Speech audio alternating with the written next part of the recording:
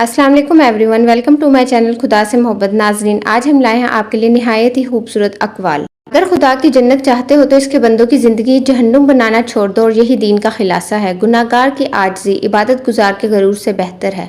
आजिज़ी अल्लाह पाक को बहुत पसंद है और गुरूर अल्लाह पाक को सख्त नापसंद है। इसलिए कहा जाता है जिस शख्स में ज़र्रा बराबर भी गरूर हो वो जन्नत में दाखिल नहीं होगा।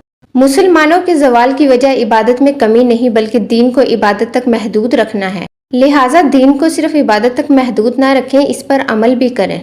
मुकद्दर बदलते इसके एक इशारे पर। वो खुदा अगर कुन फरमा दे तो फिर कोई रुकावट नहीं बनती।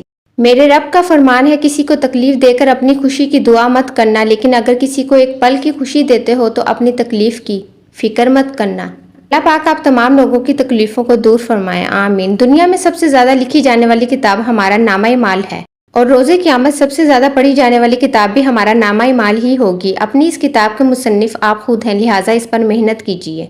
सूरज के ढलने से पहले, सांसों का चिराग बुझने से पहले, एक बार मदीने की तजल्ली दिखा दे मौला, कब्र के अंधेरों में जाने से पहले, इंशाअल्लाह।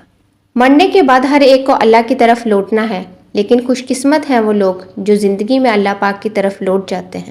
झूठ, हिर्स और बेईमानी से रोज़ी नहीं बढ़ती, लेकिन दियानतदारी से बरकत और सुकून जैसी दौलत से इंसान मालामाल हो जाता है। अल्लाह पाक हम सब को रिज़्क़ हलाल कमाने की तौफीक अता फरमाए, आमीन सुम आमीन। जिसे देखो इसे अपने आप से बेहतर समझो। अगरचे तुम अतात गुजार और नेकेकार हो और वो गुनाहगार हो सकता है कि ये तुम्हारी आखिरी अतात व नेकी हो और वो इसका आखिरी गुनाह हो। तुम गुनाहगार हो जाओ और वो नेक हो जाए। इसलिए हर शख्स को खुद से बेहतर जानो। अपने रब की खातिर सब्र करना शुरू कर दें, क्योंकि जो अपने रब के लिए सब्र करता है अल्लाह ताला इसके दिल में गम की जगह सुकून भर देते हैं, और सुकून अल्लाह के जिक्र में है।